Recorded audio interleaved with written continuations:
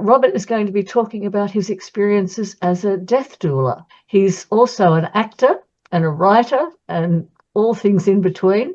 And some of you might remember he came on and told us about his work with near-death experiences and the play that he's written and has been performing in, trying to bring knowledge of near-death experiences to a much wider audience. So, Robert, over to you.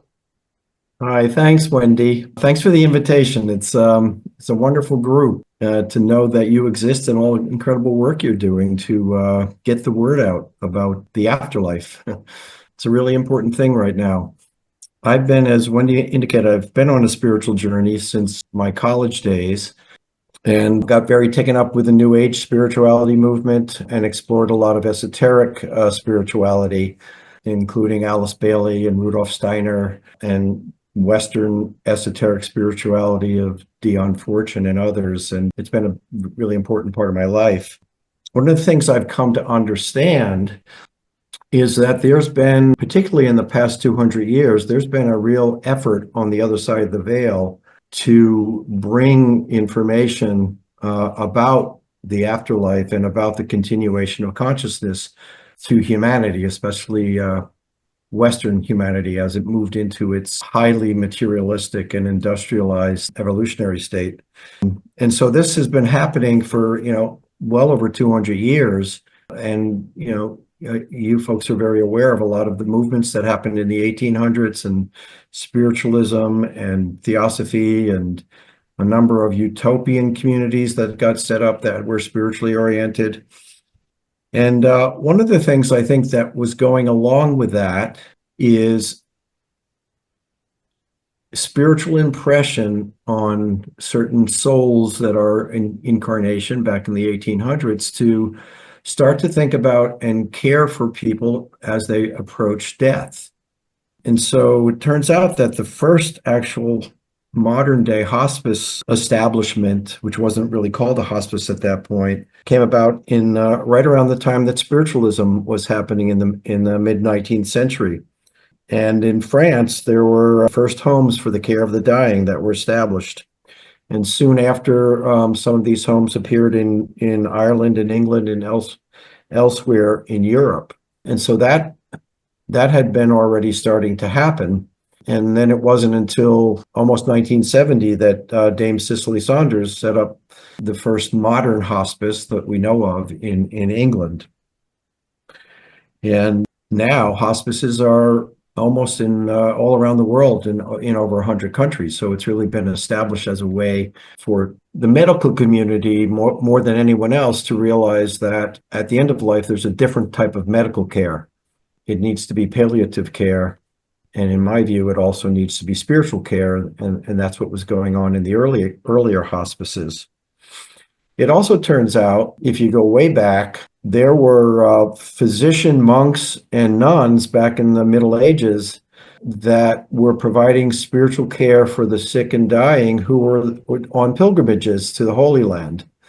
And so all throughout Europe, there were these, what they called hostels. And these physician monks and nuns were taking care of these pilgrims, often who, they were arduous journeys. They got very sick, and many of them died. And at that time in the Middle Ages, there was in the Christian tradition something called the ars moriendi in Latin, which is the art of dying. And so they began to see that they needed to have special thought processes and interventions, spiritual interventions, to help those that are about to pass on. So this has been with us all the way back to then. But then if you go even further back to the Celtic tradition, back almost with the Druidic roots in the Celtic tradition, there was a movement called the Anam Cara. And Anam Cara is a Celtic word for soul friend. And the Irish Saint Bridget was actually an Anam Cara, and she was actually working with people as they passed over and providing spiritual care for their spiritual journey to the afterlife. So this has all been with us But now we've seen very recently in the past 20 years the emergence of the end of life doula movement, or sometimes they're called death doulas, some are called death walkers. And so this is relatively new.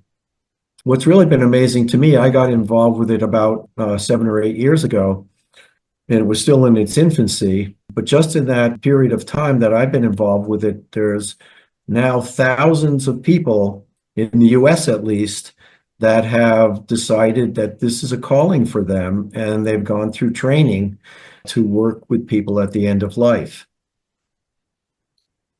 The person I trained with was a gentleman named Henry Fursko Weiss. I'll mention him again so you'll see how to spell his name. He created the first end of life doula program for a hospice in New York City back in around 2003. And he was really experimenting with that concept. He got the idea because he had been a social worker in hospice, but also familiar with the birth doula movement and people who were doing that work. And it occurred to him that working with the dying in hospice is a similar process. So he learned a lot from the birth doula movement and wove some of his learnings from that into creating the whole concept of an end of life doula. 10 years later, in 2013, Henry started the International Association for End of Life Doulas, ENELDA. And so that was one of the first professional organizations that actually was working to train people. And I was fortunate enough to be trained by Henry in the hospice I was working at, and also then to get certified by ENELDA, because you can either work as a volunteer in hospice and just have some basic doula training, or you can go further and really study it and do case studies and work with other doulas so you can qualify for certification, which is what I felt like I needed to do. So it's been remarkable to see this movement take off. And I really feel there's an impression from spirit world. We have to attend to this. Because not only do people need to understand about the afterlife, they need to understand that they have to prepare for the afterlife. And the way you die, and as a lot of you know very well in the work that you do, the moment of death really defines what your experience of the afterlife is going to be for most people. So that I think this work becomes very important from a spiritual perspective, in addition to the palliative physical care that takes place in hospice and some of the emotional and psychological care. So that's kind of a little bit of background on the movement. I'll just go in. I have about 20 slides, Wendy, and you feel free to kind of give me a heads up when you think we need to kind of wind down. Give me, I know how much time you have scheduled for this, but let me know so I don't go over. Okay. So we'll try to leave some room for questions. So what is an end of life doula? This is a couple of sentences that I've taken right from the International End of Life Doula Associates website. They have a lot of great information about what doulas are, and a lot of great information for people who are practicing as doulas to continue their education. But simply what they're talking about right off of their website is what end of life doulas do is they provide companionship, comfort, and guidance to those facing terminal illness or close to death. And this is non-medical, holistic support. So we don't get involved with any of the medical care. We're not home health aides or providing any of that kind of assistance. It's strictly emotional, spiritual, and practical support for not only the hospice patient or the dying patient, if they happen to not be in hospice, but also, and equally importantly, for family members. This is quite an ordeal for most family members to be with a loved one at the end of life. So we spend an equal amount of time helping family members and educating family members on the process of dying, as well as physical dying, as well as the emotional aspects of it. And we bring tools to help the dying and their families make informed decisions. I think a lot of what the doula work is about is normalizing death care and helping people understand that the things that they're experiencing as a dying person or as a family member, these things are very strange and unusual to them. They've never happened to them before. So what we try to do is normalize them, help them understand that what they're experiencing is what everyone ultimately experiences at that time, and that they hopefully can have less anxiety about it because they're not doing anything that's unusual. The other part of, I think, this work that's important is that the goal is to help dying people have more autonomy over their decisions. And it's hard for them to have autonomy over their decisions when they don't have a plan, when they haven't thought things through before they get too close to death, and have more clarity and can talk without such emotionality and anxiety, and can talk about how they want things to go. So that's kind of a simple explanation. I'll go into a lot more detail. A couple of quotes I thought I would share. This comes from a hospice CEO. And he basically says the end-of-life doula approach addresses the gaps we see in what our hospice can provide. Doulas help ensure our patients' needs and wishes are met while easing the anxiety and fears of loved ones. What it turns out is that even with all the resources that hospice has, there are a lot of gaps in their care. In the US, the hospices are all paid for by Medicare, so most of it is free for the patients and their families. And they have a whole slew of people helping besides the physicians that are managing the case. There's nurses that visit several times a week. There's home health aides that come and help bathe and do some of the basic bodily care of the patient. There's social workers that help with some of the emotional, but also a lot of it is administrative, how to navigate their way through the Medicare system and the hospice system and the paperwork that you need, and how to get things in place for the family members, like a do not resuscitate and power of attorney and all of those things, which often hospice patients and the dying haven't put in place yet. So social workers are available. They have music therapy available for those that would like it. These really beautiful, amazing musicians that dedicate themselves. Most of them are younger people, and they're doing this on a volunteer basis usually. And they come and play music, peaceful music, or music that the dying person finds helpful and relaxing. And then there's also chaplains that are assigned, paid chaplains that are assigned to visit hospice patients should they need them. So where the doula comes in, and what you'll see when I start to describe some of the activities of the doulas, is they're really helping in ways that none of these other caretakers can help. They're involved with, well, maybe it's best for me to just go on and so you can see what some of those details are. But the general sense, and this is true for most hospices, is that the professional medical team is unable to provide a lot of the support that's actually needed in terms of the emotional and spiritual aspects of the process of dying. This is a quote from a family member, and this was what she had to say about working with the doulas that helped her mother. When I look back now, I think of the doulas as angels who transformed my mom's dying into an experience of unforgettable meaning that I will carry through my grief and the rest of my life. So there is that sense that we're kind of guardian angels. It's almost part of the mindset of being a doula, that we're there to provide comfort and to be companions on the journey that they're taking. So let me talk about the doula mindset.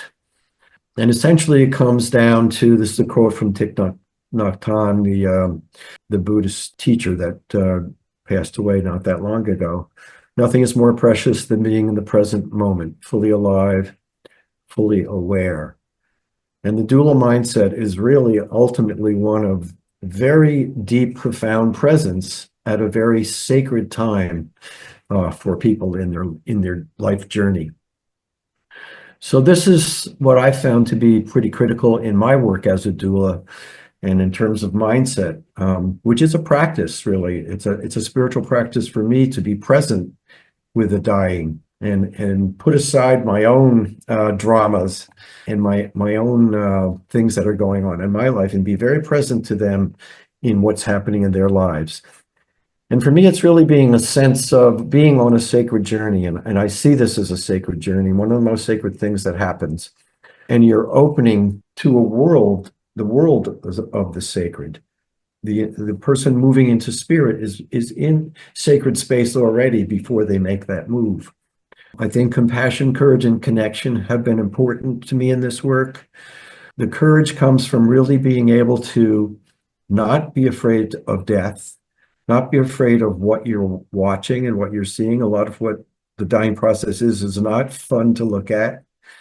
And it's really important that when we're trained as doulas, we understand that and we learn to overcome our fear of death and our fear of being with the dying and help them establish some level of courage in their journey as well.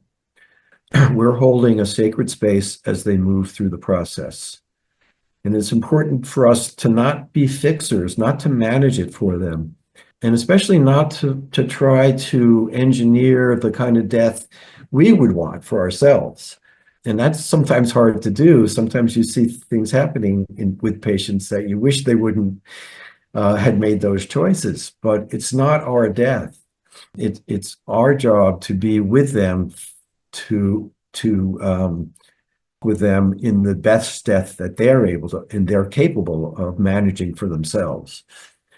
So I'm really about checking my agenda at the door. It's not about my needs. It's not about what I need to give to them. It's what I need to kind of receive from them and translate into service and help. And obviously that involves active listening at a deep level. And also, without a strong desire to be of service, I think it would be very hard to do this work. In the training that I had, they talk about 3 phases to the doula work: summing up and planning, the vigil period, and then reprocessing and grief work with the family after the person dies. And I'll go through these three phases. Summing up and planning ideally would happen over several months of time, and that's not always possible. Sometimes I'll get a call from hospice, there's a patient that's already actively dying. And so right then I'm already in the vigil stage, and we're not doing a lot of summing up and planning at that point. And oftentimes there's only a month or 2 months, which is just barely enough time to do the adequate amount of summing up and planning that's required, but at least it allows you to set the stage and put some plans in place. And what you're doing in this period is you're addressing worries and fears about the dying process. You're supporting the information that the nurses are providing about the actual physical dying process. But what I find when I'm with patients is they've gotten that information and family members have gotten that information, but it kind of goes right over their heads. It's sort of like they're so caught up in the trauma of managing the process that they're in, they forget the good information that the nurses are providing to them. So it's very helpful if I remind them, and I have little booklets that hospice provides. This is actually what dying looks like, and at a pretty detailed level where we can actually go through with the family members. Here are the symptoms 4 weeks before you're actively dying. Here's what happens a couple of weeks before. Here's what happens in the active dying space, within 2 or 3 days of death. And then here's what it looks like actually at the moment of death. So I find it important to try to bring that up from time to time, as difficult as it is for people to take that information, and just so they're mentally prepared and emotionally prepared for what it's actually going to physically look like. Another important part of planning is identifying the circle of care So who does the patient want to be around them at this time? What family members, what friends, and really identifying them. And sometimes there could be different circles where you have an inner circle and then an outer circle. So these are the inner circle are those, the spouse and the children, the people that are the closest to the family. And then other people are more in the outer circle, and we start to talk about, okay, what do we want? What role do we want them to play? How often do you want them to visit? What types of visits? What is your comfort level at this point with interaction? Because ultimately, as you get towards the active dying space, you tend to start withdrawing, and you don't want a lot of interaction with people. And also identifying problem areas. I forget the number. It's, I think, some ridiculously high number of percentage of families that are dysfunctional. It's like a 70% or something like that. But when you're a hospice doula, you see a lot of the dysfunction that family members bring. In some ways, it kind of gets highlighted by the intensity of the experience. So you might have siblings who are fighting with each other, how mom's being taken care of. There might be a daughter who ends up being sort of in charge of the care, is the primary caregiver, but her brothers are saying, why don't just put her in a nursing home? I've actually had family members say that instead of being at home in hospice. Well, why are you putting yourself through this? Just put her in a nursing home. But you get these tensions, or you get the tensions that might happen with the family caregiver that I've seen, where the relationship between the parent and the child isn't that good. And there's a lot of stress and tension, even though the daughter or the son is really trying to take good care of the parent. There's too much baggage in the way of them being able to do that effectively. So I have to kind of be aware of that and try to work with that and try to help the patient as best as possible identify what's best for them at this point. What kind of relationships are best to have in the room with them. And sometimes it's not that helpful for some family members to be in the room with them a lot. Another piece of summing up and planning is identifying unfinished business, regrets, things that the person may have wished they had done with their life that they haven't done, relationship issues, things that require actual forgiveness. And it's an opportunity to at least identify them in the planning stage. And let's see, really, ultimately, the question you ask, are you willing to work on this right now? It would be really helpful to you and helpful to your soul to work through some of this before you pass over.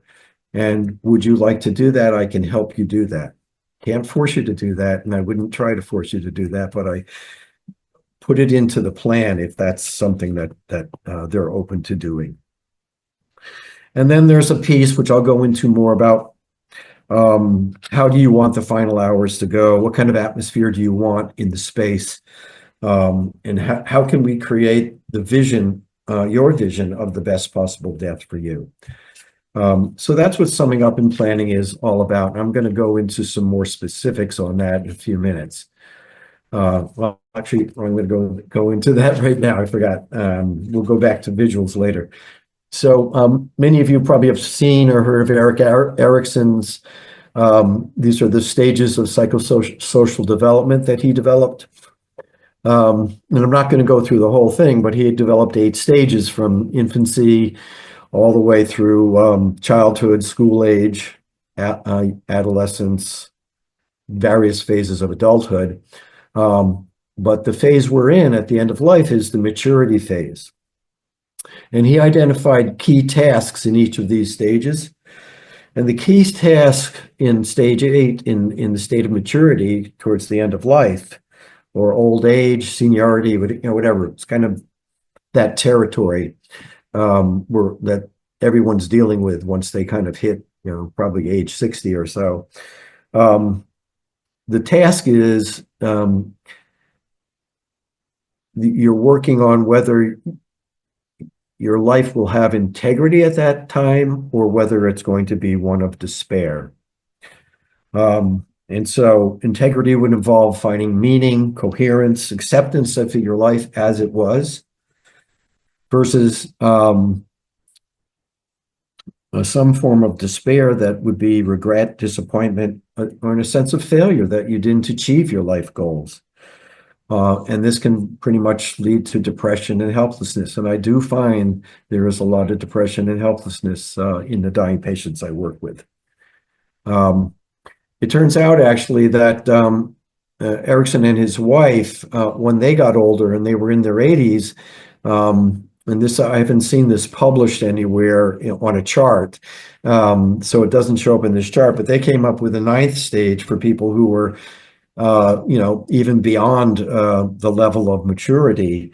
And what they found when they were seeing people in their 80s, that not only did they have issues with integrity versus despair, issues would bubble up from the other stages in life that they hadn't actually mastered. So things from early childhood or things from young adulthood that were developmental tasks kind of bubble back up that they didn't quite complete at that time. And a lot of that has to do with when you reach that age, you pretty much are starting to lose a lot of functionality. And one of the things you start to lose right away is your independence. And when people lose their independence, they start to regress to old patterns and even childhood, infantile patterns where they feel out of control and they're fighting desperately for control in their lives. When you're in a wheelchair, that's one stage of that. You've lost your mobility. And then when you start to lose other activities of daily living, like toileting and things like that, it becomes a pretty major issue for you in terms of losing control and independence and autonomy. So that comes into play a lot with what we work with, and we look to see how we can help people work on finding meaning, finding hope in the situation that they're in. This comes from a gentleman named Richard Groves and associate of his, Henriette Clauser, who has a Center for the Sacred Art of Living and Dying. He's a pretty amazing individual. And he actually, he's kind of a scholar, former priest as well as a scholar, now as a psychotherapist working with the dying. And he identifies 4 types of spiritual pain. And when this comes down to, you call it spiritual pain, but it's really a lot of it's emotional pain. And what I found is that you can be extremely spiritual, religious, very active and have an active spiritual life. And at the end of life, you're still going to have spiritual pain potentially. So the territory of spiritual pain comes in words like alienation, loneliness, abandonment, meaninglessness, fearfulness, a lot of fearfulness. If you're not afraid that nothing will happen after you die, you're afraid of actually the dying process and how you're going to die. And he identified 4 types. Meaning pain involves the question of, and he gets right in there asking people these questions. Does your life have a sense of purpose right now and meaning? Or has your life become meaningless? Does your life have value? And what is that? Can you name it? Can you speak to that? Forgiveness pain deals with sort of what I mentioned about unresolved issues. Are any of these issues calling for forgiveness in your life? And do you feel a deep sense of reconciliation towards other people, loved ones in your life? Have you reconciled some of these issues, or are they still hanging out there as wounds in the fabric of your soul? And relatedness pain is, are you feeling a sense of connection with people? Do you still feel connected with your loved ones, the ones that mean the most to you? Or are you feeling alienated and lonely and all by yourself? And then hopelessness, pain is a sense of, do you feel optimistic? Do you trust in the future? Now, hard thing to do, hard thing to ask of a dying person. And obviously, if you believe in an afterlife or have some sense of the reality of an afterlife, there's going to be a whole lot more hope. And for you and your family members both, that you're going to be okay, that you will continue, that you'll still be available. But a lot of people in our world do not have that belief, and they're facing this final few months of their lives with a sense of hopelessness. So we try to get that out and talk about it and see how well we can process it and maybe find a way to turn that around at this point. So one of the tools that we use is called life review, and sometimes it's called legacy work. You know, what is your legacy? This has been very powerful with some of the patients that I work with. And these are some of the questions that I would ask in a life review. First, I would say, how would you like to do a life review? A big part of how I get to know my patients is really finding out about their lives. The greatest tool I feel like I have in my doula toolkit is my curiosity about people. I really do genuinely love to hear what people's lives were like and where they came from. So I ask them, questions about their family and who were their parents and their grandparents, and what do they know about their past? Do they have photo albums? And that's the best way to do a life review, is to pull out a photo album and tell me about who was this person in the photo and what did they mean to you, and tell me about your parents. Tell me about what you loved about them. Tell me about any challenges you've had with them. So questions like that come out in the life review. Talk about their accomplishments. Who were the most important people in their lives? What were the best times in their lives? And get them to relive them, get them to feel the joy of those really happy times in their lives, because they're not feeling a lot of joy about their physical state of health at this point. What are their values and beliefs? And what are the things you really want to say to the people you love right now that you have this opportunity? And then when I'm talking to family members, I bring them into this legacy work so they can have input into it, but it gives them a chance to think about, what do I want to say to my loved one that's not going to be here soon?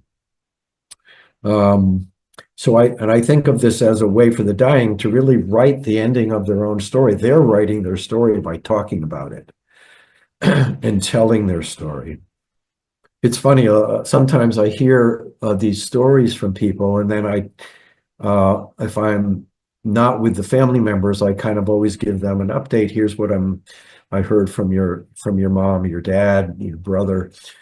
There's some of the stories they told me, and what they'll say is, I'm glad you're there, Robert, because we're getting tired of hearing these stories over and over again, because it's like an elderly person who's told their stories a lot to their family. And it's kind of sad that they feel this way, because it is the last time that they'll hear their stories, and it would be a great time to actually record them. Part of legacy work can be recording the person tell these stories. It can be writing up the stories with them, which I'll get into in a moment. But I think the life review is a fundamentally deep and profound spiritual exercise. And there is an spiritual exercise that every single person can do their entire life, which is to do an evening review.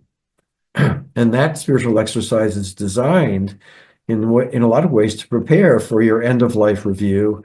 And when we talked about the near-death experiences, Wendy, last time, by the way, when you pass over, you're most likely going to have another life review in spirit. And why not prepare for that now, so that it goes a lot easier? and that you've resolved some things. You've really thought about things and come to terms with the life that you've lived, and hopefully accepted yourself, forgiven yourself. You've done the best you can. And wherever I can, where there's been, successes in a person's life, I want to emphasize that was really great that you did that, that you accomplished that, that you achieved that career goal, or that you were there for that family member in a difficult time. So important to just emphasize what they gave in their life, so that they can reflect upon that and say, yeah, I did okay. I had meaning. There was important things that I accomplished in my life. I'll just tell one particular story that ties some of this all together. As a 96-year-old man I worked with, kind of early in the process of he's probably one of the third or fourth patients I had. He was a high school guidance counselor, and very dedicated, never married. His whole life was working with students at that age, helping them with navigating career choices. I mean, he took them on trips overseas. He was like the international guide when they did their field trips, and he just loved it. He loved his work. He was very passionate about it. And he was Jewish, so he had strong beliefs and strong connections to his temple, and his rabbis were very involved with his end of life. It's all very kind of lovely. And I told him about, I just started talking, and we looked at photo albums, and we said, how about if we put this all together? And I made a little booklet for you. And he just thought that was the coolest thing, that we could look at pictures, and I could take my iPhone and take a picture of his pictures, and then write a little paragraph about that particular photo, that particular time in the person's life. And so we ended up with a 20-page booklet with photos and text covering all aspects of his life, starting with his childhood, his family, his grandparents, his heritage, his career, his life in the military. The fun part of that is, now on the internet, he was stationed in the Pacific in World War II. And so I was able to just Google that, and found U.S. Army videotapes of the places in the Pacific where all the soldiers were.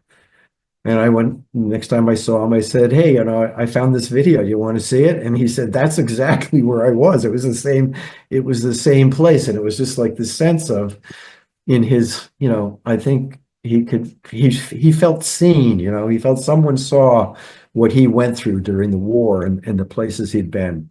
And then I told us and showed it to the family members of him too. And none of them have ever seen that, or actually known much about his time in the war.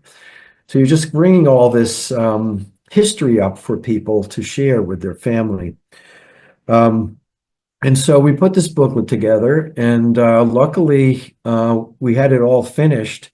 I took it to the Xerox Staples and had it printed in little inexpensive binding on it, and he was able to give it to his loved ones before he died. And it was something they had as a gift and a memory of him. And this other patient, also, one of the things that came up was an unresolved issue. He had lost two siblings already, had died before him. Understandably, he was 96. His sister had died, and a younger brother was in his 50s when he died. And but he still had an older brother who was 100 years old. And his older brother, Jack, and he never, as we went through his stories, it kept like, I never heard much about Jack. And I kind of started wondering about that. And I would ask him, what about Jack? And he would kind of resist talking about his brother, Jack. And so I asked his niece about it. His niece was taking care of him. He was the primary caregiver at that point. because he had no children. And I said, what's the story with his brother Jack? And she said, well, oh, Robert, that's you don't want to go there. They haven't spoken in 30 years, blah, blah, blah. And so it turns out that was the case. And I went back and talked to him about it some more. And I said, are you okay with leaving this like this? And they lived in the same city. Now, this was during COVID, so both of them were, isolated with their families, but they're in the same town. They haven't spoken for 30 years. And finally, he said, "Yeah, I'd be willing to do something about this." So I said, "How about if we just write him a note?"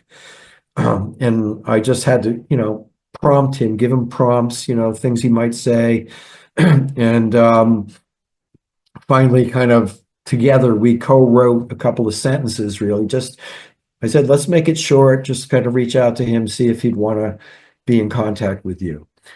And he was okay with that. He said, "But let me have my niece look at it. I want to make sure it's okay, blah, blah, blah." And so his niece looked at it. She made some good suggestions, and we put it together and mailed it. And literally a week later, he got a note back from his brother Jack saying, "Yeah, let's be friends. I'm happy to, we're done with this." And so he had the benefit for about the last, I think, 5 or 6 weeks of his life. He and his brother couldn't get together physically because of COVID, but they got on video chats on their phones, and they just talked regularly, a couple times a week. And it was really a blessing. I was visiting one time when they were having one of their talks, and it was literally like two young boys, like teasing each other and joking and just having fun with each other. And so that's the kind of thing when you're able to do that as an end of life doula, it just feels like you've really been part of a gift and a blessing for that family member. So here's some examples, and there's way more than this. There's as many ideas that you can creatively come up with to do legacy projects or life review projects, and the best projects are done involving family members. If you can involve children and grandchildren, even better, because then everyone's like participating. Let's make something for grandma or grandpa, or make something that will remember grandma or grandpa with. So it could be a scrapbook, a booklet like I put together. They can make slideshows. There's a thing called a memory box or a basket where you just collect photos and objects that were special to the person or special to you and your relationship to the person. You can do audio or video recordings of them if they're still coherent before they die. And I've done this, write a letter to your children, your grandchildren, that they'll open in the future. One project I did, write some letters to your grandchildren that they'll open in their next birthday after you pass. Or put together in the letter your future wishes to be opened at the special moments. In the booklet I did for the patient I just talked about, actually, the last part of his book was there's a thing called, and it came out of the Jewish tradition, really, a thing called an ethical will. And your ethical will, different from your financial will, is the will of your values and your philosophies and your learnings from life that you want to share with the next generations. So he was Jewish, and I talked to him about that whole idea, and he said, "Yeah, let's add that to my booklet." So we ended up having a page of what his future wishes for, and what was most important to him, what he learned in life. So it's all very beautiful things you can create and co-create with people. Paintings, collages, get a playlist together of their favorite songs, and then the family has that for the future. Some people put cookbooks together, so all the recipes that grandma used to make that everyone loved, that they can make and you can make it in a fun cookbook where it's just not the recipes, but make it fun, put images, put photos, and all of that stuff can be put into it. People sew quilts and plant a tree. It's you can, there's many more things that have been done and that can be done. It's just unlimited to the creativity of the family. So it's a great activity for people to engage with together. So then we get to the vigil plan. Now I call this a flexible blueprint for the final days. I actually wrote up a visual plan for myself a while ago, and I looked at it not that long ago, and I laughed at myself, and I said, Robert, just be, it doesn't work that way. Everything, when you die, there's a lot of unexpected things that happen. So you can have a visual plan, but you have to let yourself be flexible with it. And the last thing I want to do when I die is lay a whole trip on my loved ones that they have to do X, Y, and Z, or feel guilty about it if they don't. So it has to be flexible. You can put your ideas out there, but life and obviously death intervenes in ways that you can't predict. But what you're trying to do in a visual plan is figure out what the desired physical and emotional space is. How does this patient want to spend their last few days in the world, and what would make it the best for them, the best experience, the most peaceful? Especially who do you want there? Who are the important people that we should make sure know that you're getting close to your final breaths, so that they can have time to get there? How do you want the tone of the room? Do you want it to be quiet? Do you want candles? Do you want sacred music? Do you want a different type of energy? The gentleman that I did the book with for, he said, I just want everyone to be around me and just going about their normal life. So his vigil was all of these family members just coming and doing their life. There were little kids running around playing. There were teenagers with their laptops doing their homework. People were coming in and out of the room with food and in and out of the kitchen, and the caregivers were there, and the hospice people moved in and out of the space. The rabbis came. So he just wanted kind of life to go on and for him to feel that life is going on around him. Even though eventually he really wasn't conscious, but that's the way he died, and it was just really beautiful to see the family rallied to that and gave him that gift. And then, what kind of physical care, what kind of touch, what kind of are they comfortable having touch? Would they rather not have any touch? And then you spend time mostly with the family about. Get some input from the dying person, but also how do they want things to go right after they die? Would they like to be washed? Would they like to be anointed? Or would the family members just like to do that because they feel that would give them closure? It's a powerful ritual to be able to wash someone's body at the end of life. How much time alone? Often in the modern world, people get whisked away too soon. That happened to me when my wife died, and I really didn't feel good about it. And I didn't have a lot of choice in the matter because she died suddenly, and the EMTs came. And then all of a sudden, a police officer came and said, "Well, what are you doing about the funeral home getting her moved on?" And I said, "I'm not even close to thinking about that." Because it was a sudden death, and so I had to kind of fight for my alone time and private time with her. So we try to get that sorted out ahead of time, so it's not like it turned out in my case to be a fire drill. So those are the kinds of things that go into a vigil plan, and then I can talk to the family about if the legacy work wasn't completed or if they'd like to continue it afterwards. We come up with ideas for how they can go about doing that. I think we might just take a little break from your presentation because some of the people have to leave pretty much in 5 minutes. Okay, great. And I just want to give those people a chance to say something or give you some feedback, and then Sure. we resume the presentation. Absolutely, yeah. Okay? Hey, Robert, how you doing? Hi. I'm a hospice volunteer. Great. And I like to deal with men mostly that are at the dying stages. Mm-hmm. And so my main thing is companionship, like you said. I like doing that the most, being companions with them. Absolutely. And Yeah. so we do a Yeah. lot of talking. And this thing that you said about the life review, that with all the people that I've seen, that's my main thing, is doing that. I love that. Yeah. Yeah. It's really fun. It is. And another thing that I do is, I'm like you. I'm a longtime studier of the afterlife and what happens. And you said you started in the late 80s, I guess. And Yeah. if I Yeah. get a chance, on almost all these men, I try to talk to them about that. And I Yes. was wondering, you didn't get into that at all, but Yes. yeah, I do. I assume that you do that too? Yes, I do. I always, I think that there might have been a bullet point and I forgot to mention about, I find out what their spiritual orientation is right Yes. away. Do they have religious beliefs, and what faith are they in?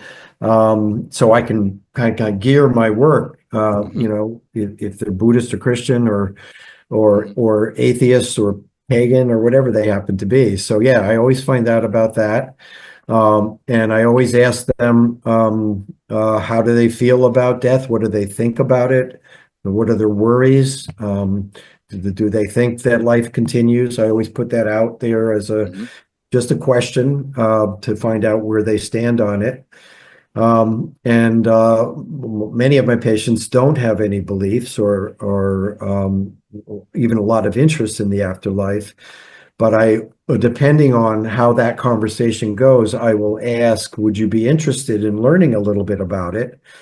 And I always find near-death experiences are the easiest things to kind of show them. Yes. Partly because I know a lot about it and I can rattle off 3 or 4, examples. And if they kind of are curious, then I say, well, we could watch a video on this, or whatever. But yeah, if I can plant a seed around that, I try to do that. But I never push it, because it's just not the right thing to do. It sounds like we're on the exact same wavelength, and I do the exact same Cool. things Great. that you're doing. You have to like test it and know which direction to go in and how far you can take it. Yeah. And is your hospice supportive of the stuff you're doing? Well, the CEO is Christopher Kerr, that did a lot of research on this about near-death visions and dreaming, and that they see their loved ones in Oh, so dreams and that kind of thing. this is in Buffalo. I know his work. It This is in is. Buffalo? Yeah, he's the CEO of Yeah, where I work. he's amazing. Yeah, I've heard him talk. He's So I amazing. feel that I can get away with it a little bit. Yeah. I haven't been challenged yet. Yeah. And if I am challenged by someone, I'd say, hey, Chris, what do you your CEO believes in this kind of stuff. Yeah. So yeah, his book is amazing, and he's really yeah. Okay. Well, thank you very much. Okay, nice to talk to you. Yeah, great. Talk to you. Yeah, let's stay in Now, touch. we will be having a long conversation when Robert finishes, perhaps another 15 minutes, and then we'll have talking. But I'm just wondering if there's anybody who has to go who would like to say something before they go. Thank you so much for a so far very fascinating topic. And I actually also I was a primary caretaker for both of my parents at their end of life. So you're covering a lot of things that I wish I had known at the time, or wish I had thought of. So thank you for that. I'm curious, is this generally a volunteer position, or is it typically a paid position through a hospice? It's strictly volunteer, in my case and in most cases. They haven't gotten around to figure out how to do that. There are doulas that are doing it for pay independently on their own, and a lot of discussion going on in the doula community to basically learn, well, how do I do this as a business? There are insurance programs that you can get that can cover you insurance-wise. But it's I wouldn't expect it to be something you could really earn a living on at this point. Sure. I was just wondering if hospice programs were starting to actually search out people who did this little piece of work for the people that they serve. Yeah. Apparently not entirely. Not entirely. My hospice is great. The CEO of my hospice actually heard about doulas himself, and he said, we have to have this. So he wanted to put it in place in his hospice, and now there's they had volunteers already, but he said let's amp it up a little bit. Let's get some more trained people in here to take it a little bit further. So so they do doula trainings, a couple of times a year. They have a new class of people who are training to be doulas, but that's not true at all hospices. Some hospices actually are almost anti. They're not open to it. They see it as an interference to the program they have in place. And I've heard other doulas who got trained as doulas really being disappointed about that and struggling with that. Thank you for that clarification. Sure. Yeah. Dan? Yes, thank you, Robert. This has been a wonderful presentation. It's obviously a really big part of your life. I have several questions. I'll ask them. I'll ask them first, and then hopefully we can go into each one. One is, do you attend situations of assisted suicide, or does hospice engage with assisted suicide? How often do you encounter instances where the soul leaves before the body expires? And I've had an experience with that, and it's quite powerful actually, and fascinating. Another question is, in cases of organ donation, where the body has to be whisked off fairly soon, how long generally can you keep it around for a vigil? And then finally, the question of shared death experiences.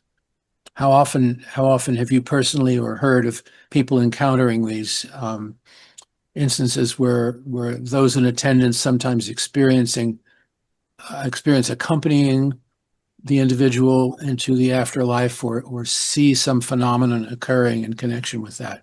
I think let's finish the presentation first, because he may be addressing some of those things. If that's okay. Yeah. But we will come happy back. to. They're That's great fine, questions. We'll come back to it. Okay. All right. So I think I'm finished. That's pretty much what I had to say about the vigil plan. It's a powerful moment. A lot of times the doulas work as a team in my hospice, where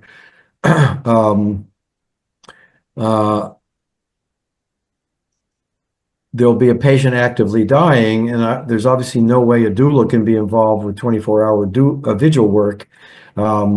So they'll put out a note saying, I have an actively dying patient. Are there other doulas available that could come and sit with the patient and be part of the process? So I've done that a number of times. So my only involvement with the patient at that point is when they're actively dying, and I've had no contact with them before then, but I'm sitting with them either alone in the room, just being a presence, and giving my presence to them as they transition, or with other family members that happen to be in the room. So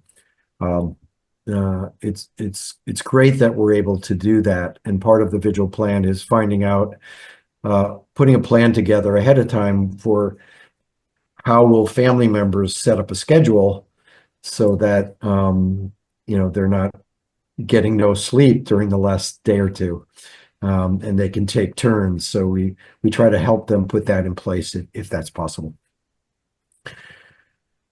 Okay. All right. Let me go to the next slide. Okay. This is a quote from the book called The Tao of Dying by Doug Smith. It's some of you may have come across. It was actually written a long time ago, and I just recently found this quote when I was putting my website together. I'll just read it. In letting go, there is gain. In giving up, there is advancement. Do not practice controlling. Practice allowing. Such is the mystery of happiness. Such is the mystery of living and dying. So this is probably the most important thing I have to say about the dying process and the work of doulas and all hospice workers, family members involved in the process, which is how can we create a space, an environment that allows the person to die with grace and peace and calmness.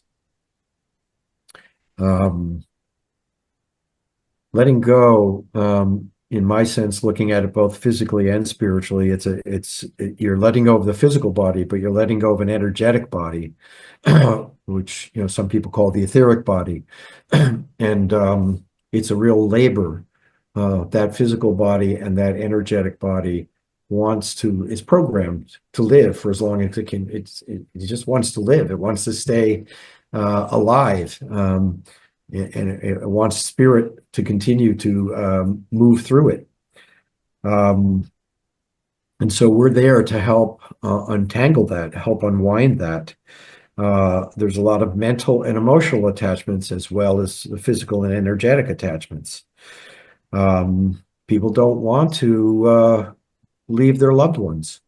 They're worried about them. They're afraid about them, afraid what will happen with them. Will they be okay? All these concerns are going through the minds of the dying. So what can we do to help them let go? What I find is that's where mindfulness tools and deep relaxation tools come into play. Because we're really just, again, there's in my mind, an energetic unweaving and separating of the threads of existence. So one of the processes that I found helpful, and I can only do this with permission, is called co-meditation.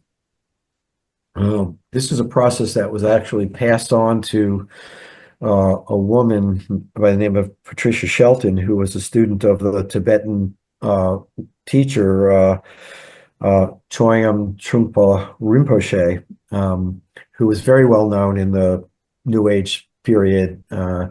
He was involved with Naropa Institute and other places. He was a little controversial in the kind of tantric Buddhism that he taught. But he did pass on to her sort of some of the techniques that Buddhist monks are taught, who are trained, to sit with the dying patient, to help them make that transition. So this was called the co-meditation process. I found out more about this from another man by the name of Richard Borstler, who wrote a whole book about using this process. And in some ways, I think he learned it from Patricia Shelton, but then decided to kind of develop it a little further in his own way. And he's no longer with us, but I found out about this when I was still in divinity school before I ever thought of being involved with hospice. But I remember reading some of his literature. He lived in the Boston area, right where I was. But anyway, the co-meditation process is really a guided progressive muscle relaxation. So it really involves spending time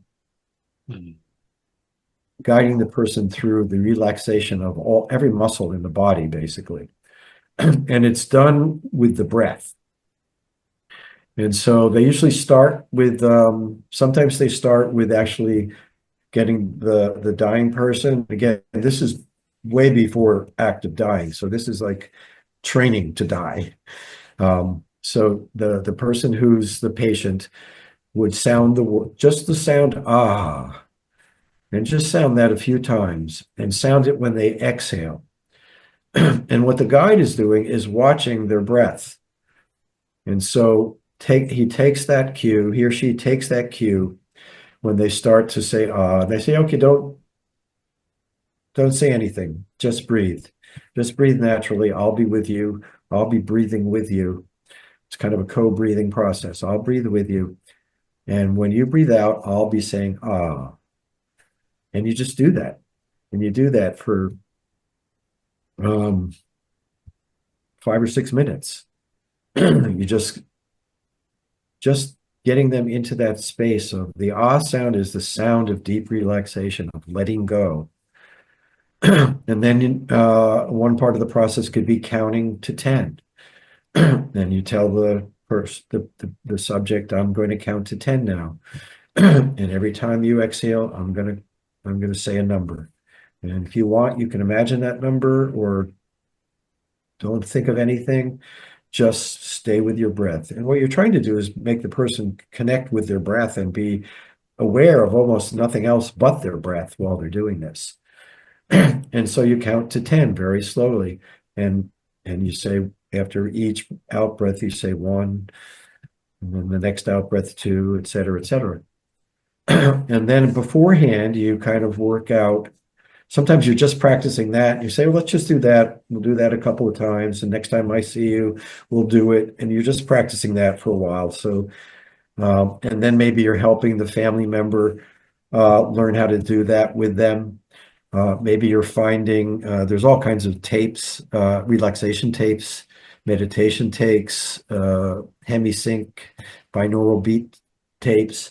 So I encourage family members, if the person's comfortable with headphones or even without headphones, just play some of this relaxation music and let them listen to a guided relaxation. So as much as they can do that on their own is really helping basically build that muscle of relaxation, so to speak. But then the process you can add another piece of the process, which is special words, which is almost like a mantra. So you decide what that is with the person. It could be one word, it could be a phrase, a prayer, a short prayer. So it could be the Om or Om Mani Padme Hum. And so you find out what that is, the word or the phrase that would make the person really relax and feel peaceful, the most peaceful and calm.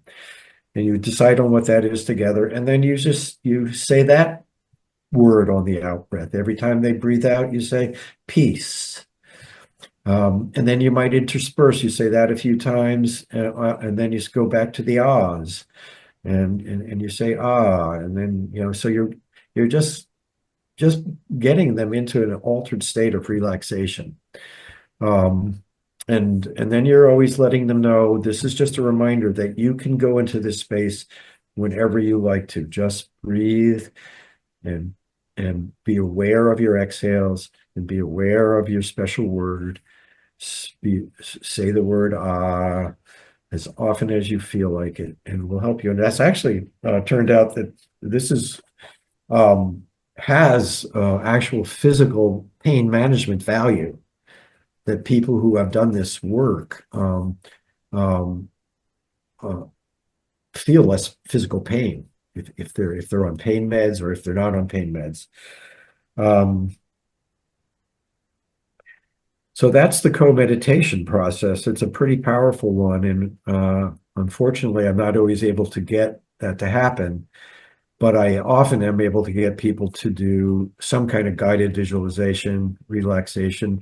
The doula training taught us to do guided visualization where you find out from the person, tell me about a place to you that's just the most beautiful, peaceful place that you've ever been to or that you've liked to go to. Is it a beach or is it a lake somewhere? Or is it the mountains? Just get them to describe in a lot of detail. Well, what was that like? Tell me about it. What were the smells? What were the sounds? And you try to make note of all of that. And then you say, let's do a relaxation exercise. Close your eyes, and I'm going to take you there. And we're going to go there. You're going to go and be in that really special, beautiful place and feel the calm and the peacefulness of it. And that's a great exercise to do. And again, a family member can do it with you when I'm not there. And if you're able to have the coherence and the cognitive ability to remember that exercise, you can do that yourself whenever you're feeling stressed. So those are the types of things we try to do to move in the direction of letting go. I'm just going to mention this. There's books written about this. This comes from the Alice Bailey material, which I've studied. There's a really amazing book that is a compilation of everything that the Tibetan master that communicated through Alice Bailey everything that he said about death and the dying process. And what he was speaking was basically a collection of ancient wisdom, along with a futuristic vision of how this would be, how we would work with death and dying in the future. And so that's all documented in her books, in this particular book called Death, the Great Adventure, in the Alice Bailey collection of books. Certainly for people working with death and dying, I recommend the book. So the Tibetan talks about 3 phases of death: the process of restitution, which is the withdrawal of the soul from the physical and etheric bodies. That's really all that death doulas are involved with, really. It's the withdrawal of the soul. Phase 2 and 3 are really what the soul, this is the work of the soul after the soul withdraws from the physical and the etheric. In the soul body, they're releasing eventually the astral and mental body. And they're probably doing this in what would be called the astral plane.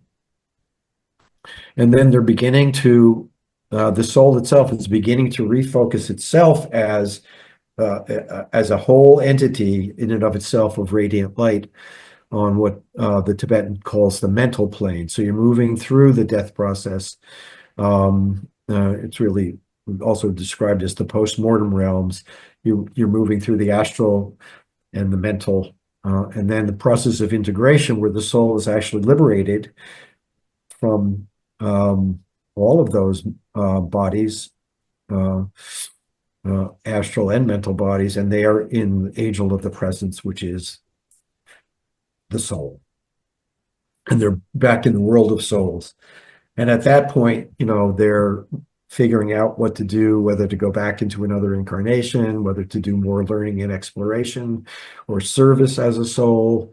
There's, infinite number of possibilities that what would happen to the soul at that point.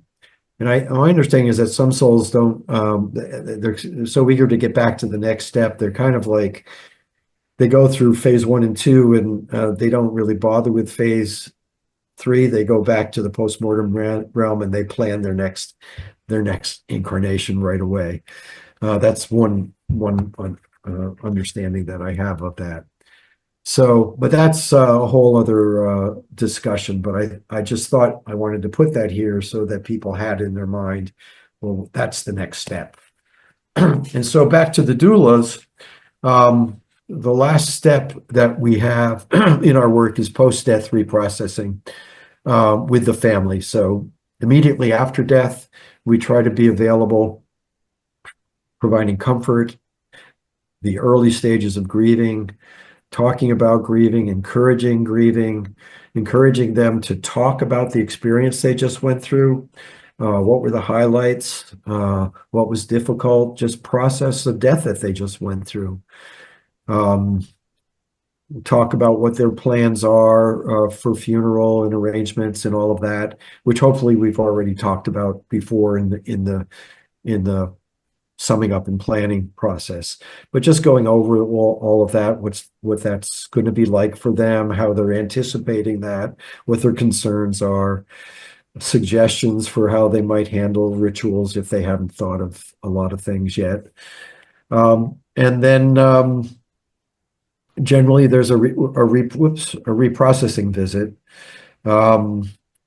It can vary. It can be a 1 week, 2 week, just whatever they feel like they need, to just, again, go back over how things are going, how their grieving is going, honoring it, letting them know don't worry about it. Don't feel pressure to stop grieving by anybody, et cetera, et cetera. And then find out where they are in the grieving process and encourage professional help. In the US, hospice has this incredible benefit, which they have 1 year of free bereavement counseling by hospice social workers that are specialists in grief counseling. So for a whole year, any family member who's been involved in this can go and either meet in person. Usually it's in person with one of the social workers. And then it's usually individual work, and then they encourage them to go, if they still need bereavement therapy, to go into various bereavement groups that they schedule. So that's the process. Here's a couple of resources, and if you want, Wendy, I can leave this up after we get into the Q&A so people can write these down, but in more detail. But Henry Frisco Weiss is the gentleman I mentioned that kind of came up with one of the very first doula training programs. His book's called Finding Peace at the End of Life. It outlines all the work that he does and the work that he trains people in. I'm a member of ANELDA. There's another group that came about called the National End of Doula Alliance in the U.S. I found out that there's the Doula Connections group in Australia. If people want to pursue that. Another one in New Zealand. There's an End of Life Doula UK group. And I would guess there's more throughout Europe that I don't know about. One of the best resources I have for working with my patients is the website of Barbara Carnes. It's at bkbooks.com. This is a hospice nurse for 40. She's been a hospice nurse since hospice began, I think, in the U.S. and certainly since the 70s. And she has put together so many resources and pamphlets and videos just to help families. And also she trains medical professionals, nurses and doctors, just to train them. And this is what happens when people die. And it's really a valuable resources. I mentioned Death: The Great Adventure, and Peter Roberts is a resource in Australia. If you don't know about him, he's a music thanatologist who left his business. He had a family, I think, a furniture business, and just all of a sudden said, I need to do something different. And he had a musical background. I think he played guitar. He went to the US as part of this music thanatology program, learned to play the harp in a way that is, very rigorously trained to do that and work with dying patients. And so he moved back to Australia, and he's doing that both with the dying, but he also does it in hospitals with hospital patients, and he does it in when there's premature babies in the newborn realm. So anyway, we can come back to that slide, and I'll just end with this image of Hermes, the psychopomp. So for me, that's sort of my guiding light. Hermes was the messenger god, the god who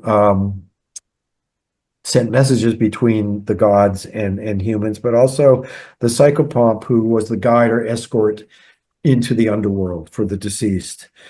And there's a psychopomp in a lot of other sacred traditions.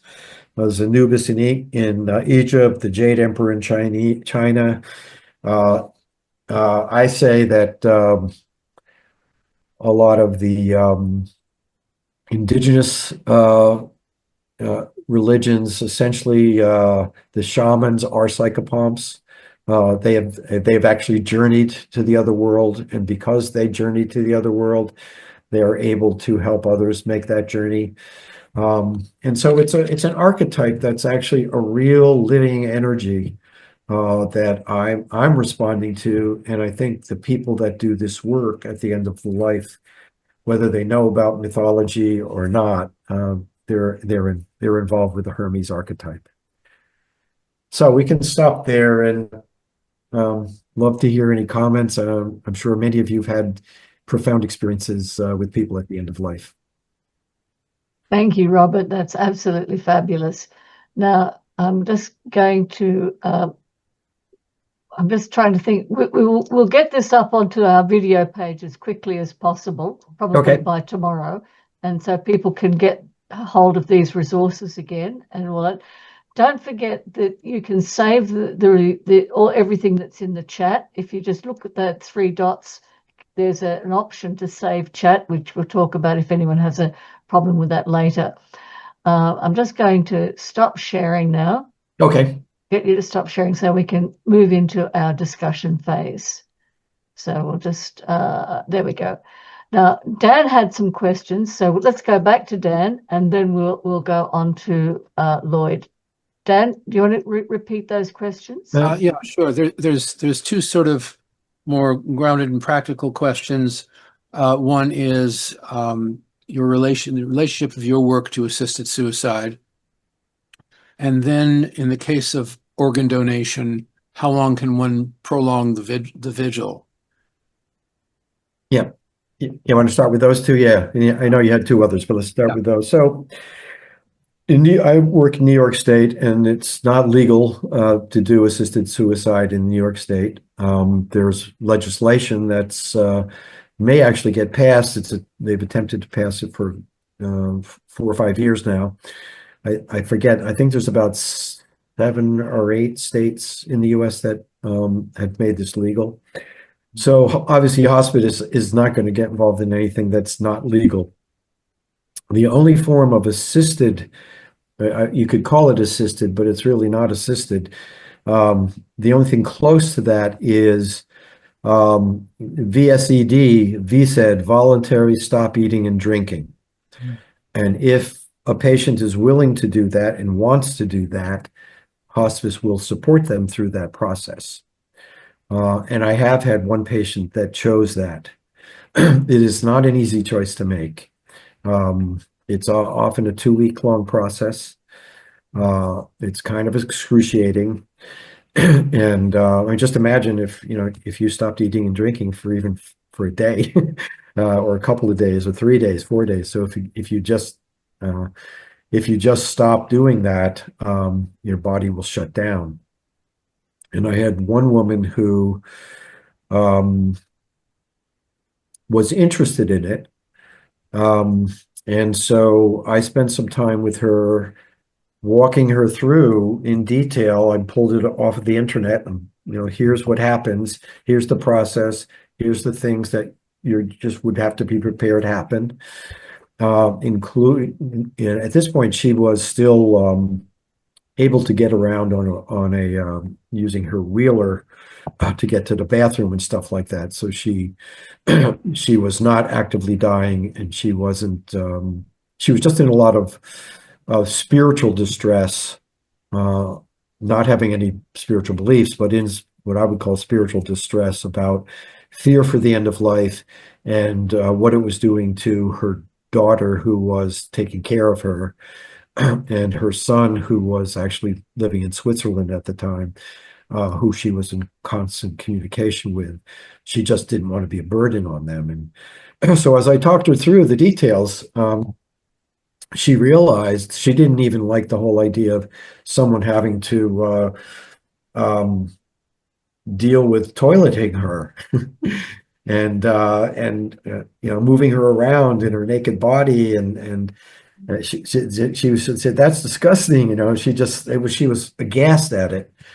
So what she decided to do, she said, my son's visiting he's managed to come from Switzerland. I want to see him one more time.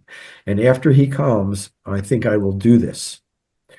And so she did. And, I wasn't there the whole time, but I came multiple times during the process. Her daughter was there with her the whole time. The last time I saw her, she was so weak, I'm not sure she recognized me. But I held her hand, and I told her how brave she was, and how much her family loved her, and that's how she left. It's a hard thing to do, but it's right now in most places the only legal way to do it. Got it. Yes, thanks. And what about that's a lot to think about. Thanks. Yeah. And then the question of, in cases of organ donation, how long can the vigil be extended? Yeah, I think organ donation, it's kind of,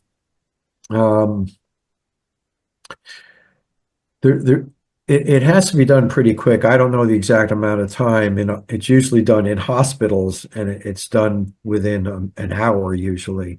Almost, except when I've done vigils, in the hospital setting, I've always been working with my patients in their homes. So there's never been an organ donation that I've been involved with, so I can't really speak to exactly how that plays out. I think what's important is for people to know that it will happen quickly. And if they don't want their family members to have that experience, they might change their wish on that. But if it's important to them, they may still do that. And I have to let the family members know you're not going to have a lot of time. But we can still do stuff in their absence because we can still communicate with them. Thanks. Yeah. And quickly, the other two. What about situations, and this is, do you train for this, where the individual leaves before the body expires? And this is something I've had personal experience with, and it's, on the one hand, it's fascinating, and on the other, it's kind of confusing.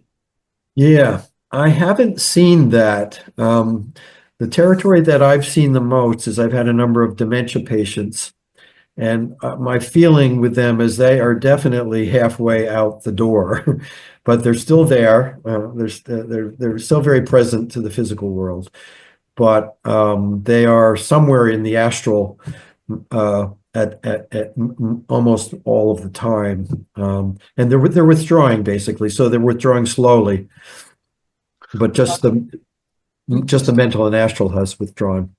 Got it. Thanks. What about terminal lucidity? Is this something that you've had an experience with? I have not experienced it. I know it's pretty common, and Christopher Kerr, who was just mentioned by was it David? David, yeah. From Buffalo. Christopher Kerr has written a lot about what happens at terminal lucidity and discussions that people have at the end of life. But I have not experienced that, but it is not all that uncommon. And what about so-called shared death experiences? I have not experienced that either. I've certainly heard about it. I've had people tell me that they've had that. I was just in actually doing a little Zoom program with David Spangler. Oh, great. And one of the people mentioned something that happened with her father that she didn't realize was a shared death experience. She said, I had this amazing experience where I felt like I was in communication with him, and my father was a teacher. He taught biology. And so I said, Dad, you're the teacher.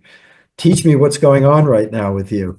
And what happened was she had this immediate vision of this umbilical cord kind of energy that was like spiraling into the universe, and she felt she traveled with it out of her body. And so when I saw her, she wrote that in the chat of the class, and I said, you had a shared death experience, I think, and let me tell you more about that. And but yeah, William Peters has done the most work on that, and I have done some workshops with him, and he is doing so in his workshops, attempts at couples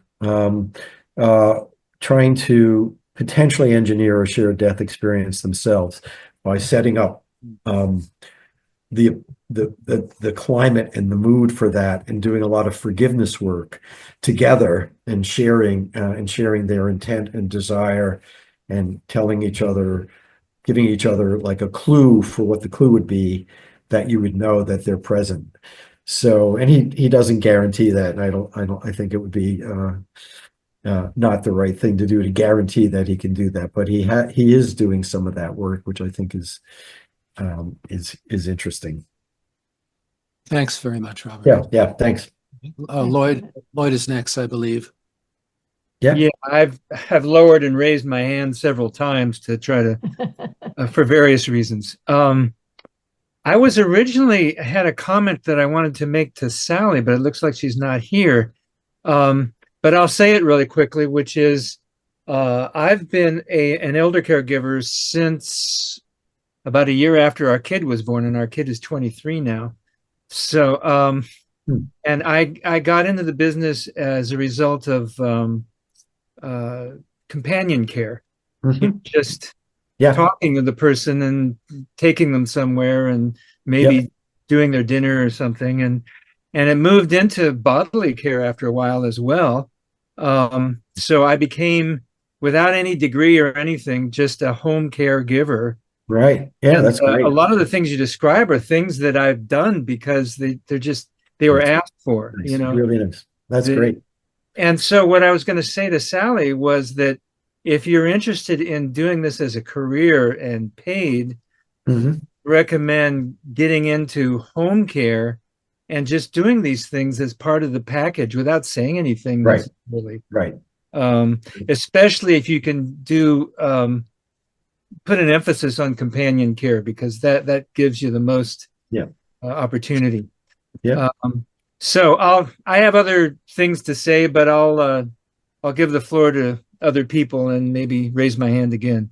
I really appreciate you doing that work. It's really important work, and it's the people that I've seen do it who are like committed to doing it and love doing it. They're just, it's a beautiful experience. It's just what people need at that time in their life, and family members have a really hard time doing that often. Yeah.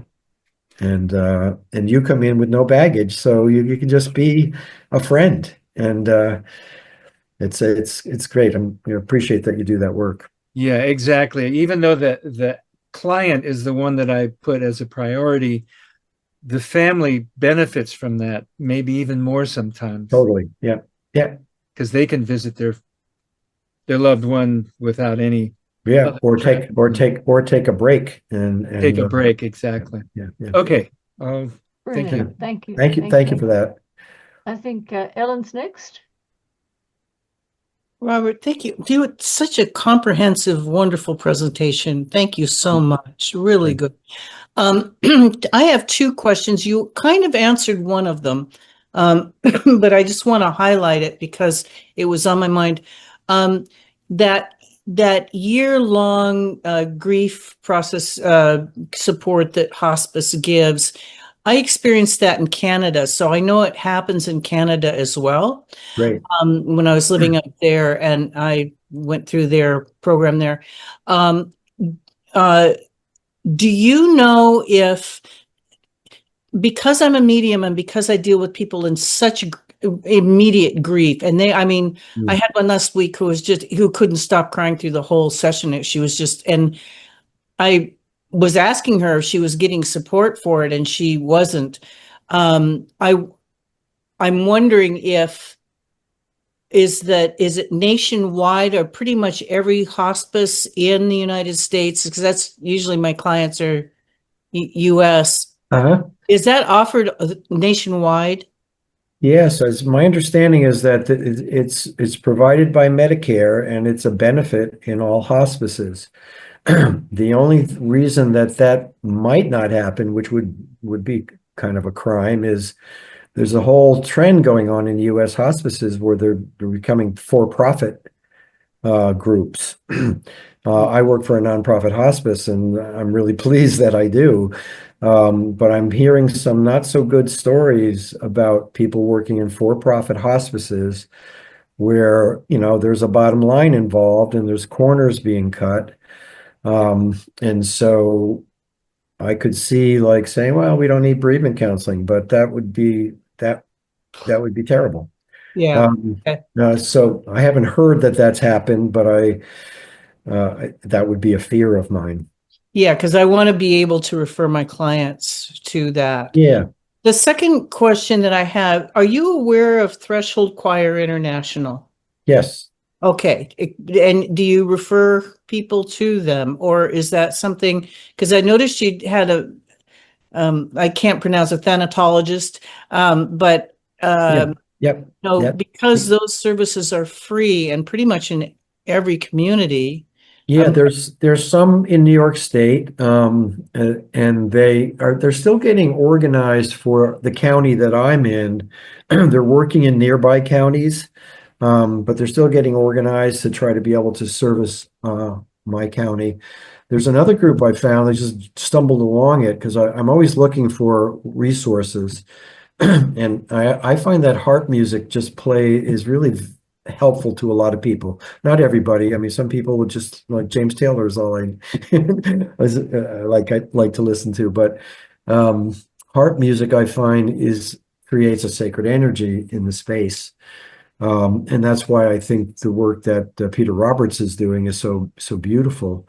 But there was this group in Canada, and during COVID, there were a bunch of harpists, and they said, we'll make ourselves available via Zoom to play harp music to patients who are interested in it.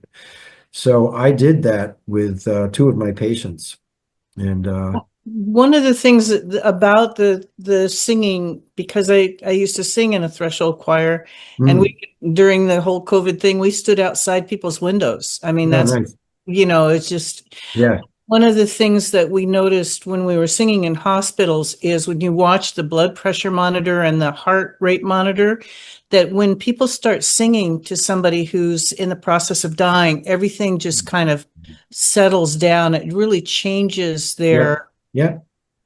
And so I just was hoping that you knew about that. No, thanks. I think it's great. It's a beautiful thing. And I think live music is way better than recorded music. There's something about the voice that brings the energy of the voice is very powerful. But great. Christine, you were asking how to access that grief counselling. Is that right? Are you happy now knowing how to access, or do you need more information? You're nodding, so obviously that's enough. That's excellent. Sue? Yes. So I learned for the first time, you're saying that hospice, you can get hospice care through Medicare. Yes, so, in the US. Yes, I'm in the US. I may not sound like it, but yeah, it is where I live. Yeah. But so while you were talking, I did a little bit of investigation and learned that you need to have a doctor's effectively sign off and say this person has 6 months to live. But I wonder if you've had any experience of if that is a difficult process. I haven't so far. In some ways, I've seen it surprising. Some of the people they admitted didn't really seem to be that close to death. But that just may be kind of the community that I live in is the case. But I don't think so. I think nowadays the medical community in the U.S. kind of sees that this is valuable, and that if a family wants a patient wants to be in hospice and their family wants to be, that it's their duty in some ways to support that if they actually are terminal. And there's a recertification too. So every 6 months you get recertified. I've had patients that have been in hospice for 1.5 years. And I've never heard of a problem of recertifying them. So this is a little bit cynical comment, but given all the cuts that we have to be expecting under this administration in Medicare coming up, I wonder if this is something that will be the first to be axed. I haven't heard of that yet. I think they're doing more in the Medicaid arena at this point, which is not good for low-income people who don't have any other access to medical care without that. But I haven't heard Medicare come up on that. It would be pretty controversial. I think there'd be a lot of even Republican senators that would fight that. A lot of what's going on is pretty controversial. But let's not go there. Thank you for your talk. Yeah, it is. It's a difficult time. Thanks, Sue. Does anybody else have a question or a comment? In that case, we can go back to Dan. Oh, sorry, Regina first. In the chat, there was a Christine in the past. Let's see, way up there. She had a DNR about 8 years. Says, I'm now 78. I've spoken to many medics who will not honor my lime green page that is signed by my PCP. which I have copies on my fridge, in my purse and car. We must realize that if any of us are found unconscious, someone calls 911, the odds of recovery to what we had been before the 9/11 call is 20%. Not for me, sever my cord, life cord. So I think it is important, if you do have a DNR, you make sure everybody knows, and including your local hospital. Yeah, absolutely. Well, that's really interesting, because next week we're going to have a catch up with Karen Jarvie, who died 12 months ago. And Karen knew that she was dying, and she was a medical social worker, and there was no way that she wanted to be taken back to the hospital and resuscitated. And she had pages all over her bedroom, on the mirror, everywhere. Right. And she was actually found unconscious. And I was talking to her carer at the time, do we call the ambulance or not? And we had to make that decision. And it was a hard one, because, you know, hopefully if the ambulance had taken her, they would have taken her straight back to the hospital, and everything would have been eliminated. But anyway, so it is a problem. It is an issue. Even, you know, if you have a terminal illness and you're found unconscious, and you know you're halfway over, the last thing you want is to be resuscitated. Our hospice actually encourages, if a family member is alone and the person is having a medical crisis, don't call 911, call the hospice first, and let the hospice nurse do the intervention. And if that requires hospital, they'll make that decision. But they don't want the family member to panic. But that's not always possible. Sometimes the panic happens. So it happened. Fabulous. Fabulous. Thank you for a great presentation, Robert. I appreciate everything you've said. Thank you. I don't know about others, but it's certainly changed my intentions. And just listening to you, I just thought, wow, this is something I can incorporate into my personal spiritual practice now, not waiting till the end. Because I think you've done some marvelous stuff there, Robert. Some really, really important things that are going to make our transitions easier. And I think it's one.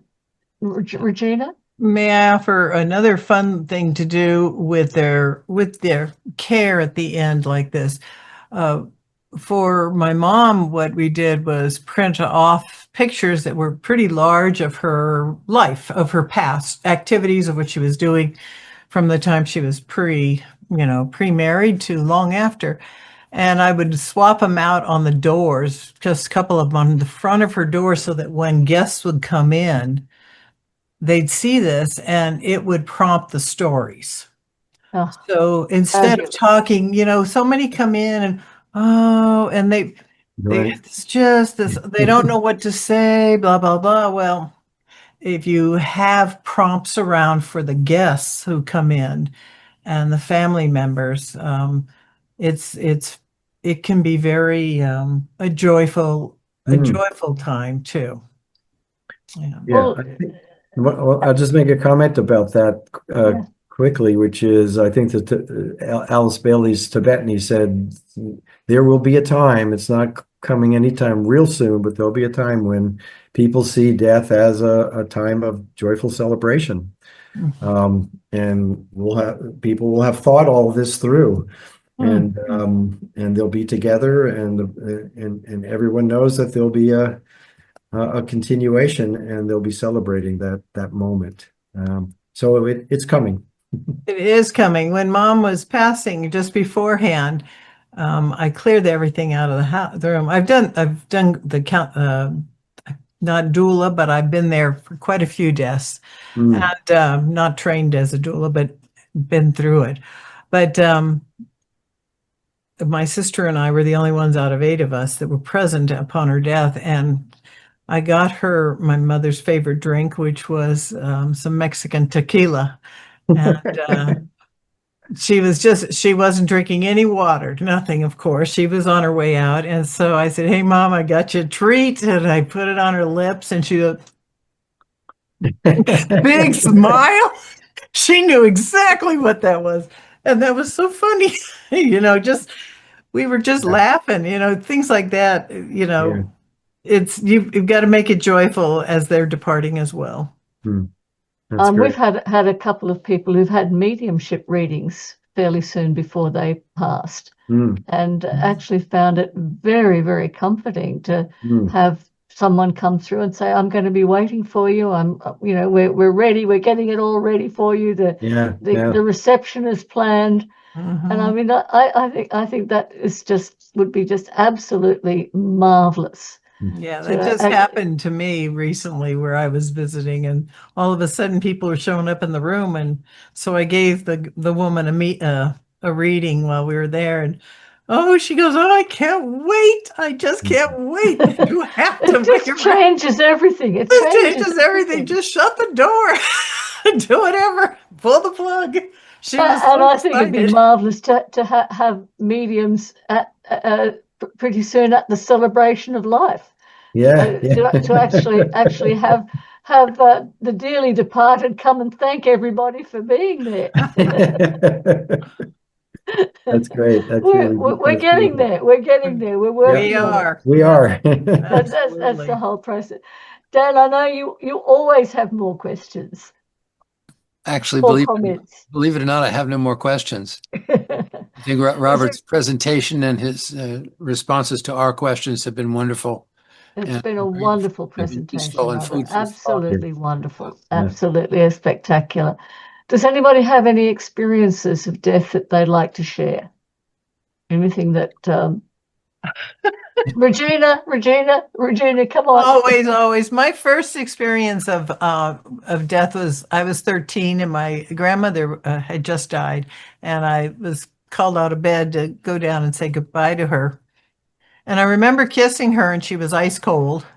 And then looking across the room from her bed, and my mom was sitting on the edge of the bed, and she was pretty distraught, of course, losing her mom. And but I could see my grandmother holding my mom, saying, "It's okay." She was saying it in German.